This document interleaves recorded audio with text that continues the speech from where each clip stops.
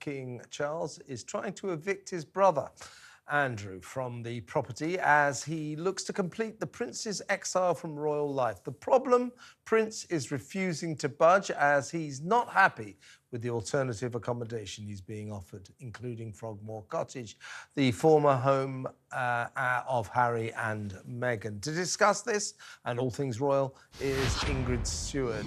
Welcome, Ingrid. This royal lodge, I'm getting very, very confused because the last thing I read, you and I might have even discussed it, about a week ago, I read that they'd finally done a deal. There was a long-running story suggesting that Charles wanted Andrew out of the royal lodge in Windsor Great Park because it's a huge house. He basically lives there on his own with his former wife, Sarah Ferguson.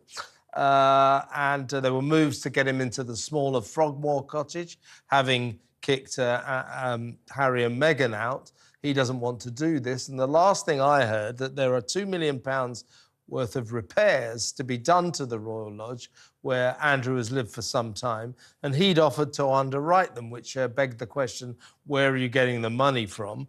And that, we thought, was a done deal. But no, it is this this property dispute seems to have reared its ugly head again, and we're now hearing that still Prince Charles is determined to kick Andrew out of Royal Lodge. What's your understanding of the situation as it stands? Well, my understanding of this situation is that I don't think for one moment that the King would kick Andrew out of his house.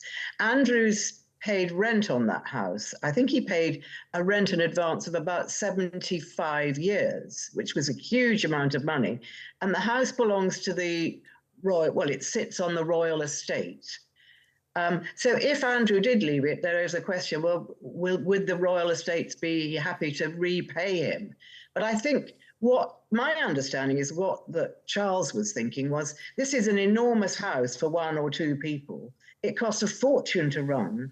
It's got an enormous sort of acreage or garden. I suppose it's really a small estate, about 48 acres, which also costs money. Andrew's just had to pay $200,000 to get the roof repaired, not redone, but repaired.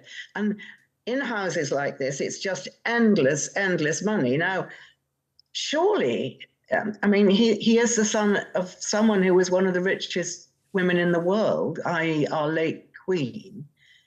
Surely she must have left him provision to look after himself in that house, which we know which belonged to her mother at one time. It was the Queen Mother's residence. So I just feel that these stories don't have a huge foundation. I don't think Charles would throw him out. I don't think he can be penniless. And I don't believe that Fergie's actually having to go out, go to work in order to help him pay for it. It just doesn't make sense.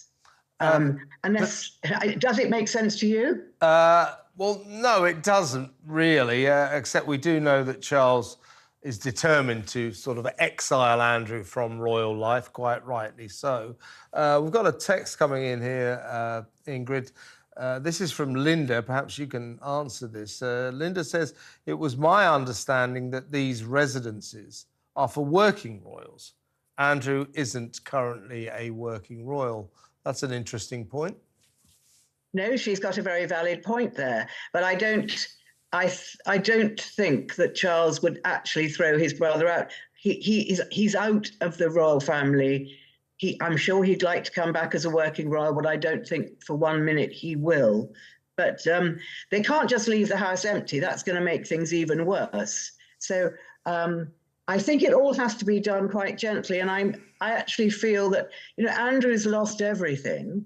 I mean, I know it's entirely his fault, but he has lost everything. So why take his house away from under him when there's no one necessarily about to go in there? So Charles thought, well, let him go to Frogmore, which would be easier to run, cheaper to run. And I think this is really what's going on. They're discussing what to do. But I stand by the fact I don't think Charles would throw him out. No, but he might want to negotiate with Andrew a move to Frogmore. It makes sense. I mean, the Royal Lodge is pretty massive. and It Frogmore is... is massive, yes. It has 30 rooms. I mean, that's a very expensive house to run. But I think Andrew is digging his heels in because it's his home, and it has been, he's been his home for a long, long time. Indeed. Now, he obviously shares the Royal Lodge with his former wife, Sarah Ferguson. They remain the best of friends. You know the lyrics.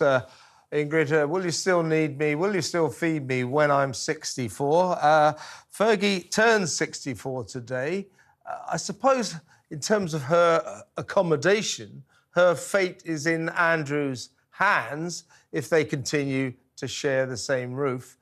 So this is quite a stressful drama for her to go through. If they did, for example, go to the Royal Lodge, presumably Andrew would take Sarah with him.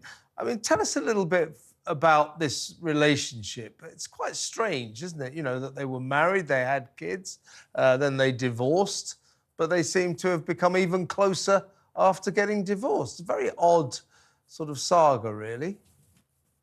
It is an odd saga, but I mean, Fergie's talked about it a lot herself, and I think they are best friends, and she totally says that.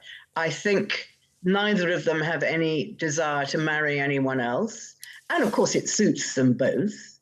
I think that they really kind of like being together but apart. I mean, in a way, it probably would suit many people to be sort of together but apart from either their husbands or maybe not their ex-husbands. But I think it was more the royal existence that Fergie was escaping from, because I used to know her pretty well, and she explained that to me. I think it was the royal life that she found so difficult. And in Fergie's day, she was really criticised. I mean, the most vile things were said about her, but no one would dream of saying today. So she had a very rough time, and everyone attacked her for everything that was possible to attack her for, from her weight to her extravagance to her facial expressions. I mean, they just destroyed her, and she just wanted out of all that, not necessarily wanting to get out. And Andrew, Fergie is the mother of his children and always will be. Indeed. I mean, in fairness, Fergie... she had her moments, didn't she? I mean, to some extent, you're right, she was vilified to an unnecessary and cruel extent by the press. I was there on Fleet Street at the time. They called her some horrible names, but she was the architect of a lot of her own problems. She did have a tendency to do some very ill-advised things, didn't she? Oh, absolutely. I mean, she's had an extraordinary life, and the amazing thing is that she's done some very, very ill-advised things and has admitted it, but she's still come out the other end, which is extraordinary. Most people would have been completely destroyed by some of the things she's done. The fake shake being the one that really sticks in my mind, and that terribly embarrassing interview when she sort of offered access to her ex-husband, for money. I mean, but she's come out of it. Not forgetting, Ingrid, the toe sucking. Well, I don't rate the toe sucking quite as much. No, it's not as bad as the things you mentioned. You're right, but it wasn't a good look. It wasn't a good look, and it was not a good look for her because, of course, she was staying with the Queen at Balmoral with the Queen's grandchildren, her children at the time. So it was a dreadful, dreadful time in her life. But she still came out of it eventually, smiling. And I just think she is so strong. And I hugely admire her for overcoming all these difficulties. Absolutely. Let's move on to happier royal matters. Princess Kate celebrated the England rugby win as she attended the quarter-final match in France with William. So we've got some nice pictures of that. These two, William and Kate, are getting very, very good, aren't they, at the PR game. They never seem to put a foot wrong in terms of, the pictures they pose for, the events they attend. Kate, in particular, the Princess of Wales, is becoming a sort of past master, I should say, past mistress, I suppose, of how to behave as you travel around as a royal. She's brilliant at it, isn't she? She is completely brilliant. But of course, she loves rugby. They both love rugby, as obviously all their children do. And Prince George was lucky enough to go with his father the night before. And I just think, and I remember reading that the Middletons used to play rugby as a family, and Kate can play rugby. We saw her the other day. I mean, she is extraordinary. There's nothing this can't do. And she really, really enjoys the game of rugby. She's patron of the Rugby Football Union. And it's obviously one of the the patronages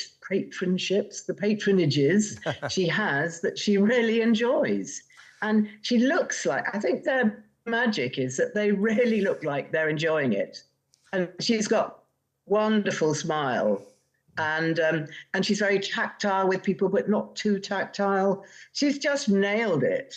Yeah. But it must be quite exhausting. You know, yeah. She's got 3 young children, and they never stop working. Yeah, and I think Kate in particular does enjoy it. I loved the netball pictures last week where she tried to sort of shoot a hoop and missed it about 12 times. And then as she walked off to the left, just sort of absent-mindedly hurled it over her shoulder and it went straight in, the ball. So she's good at tennis as well, isn't she? So I think she loves her sporting patronages because she's a sporting lady. She sails, she rows. Do you remember, I think it might have even been before she was married to William. She used to do a lot of rowing, you know, girls rowing.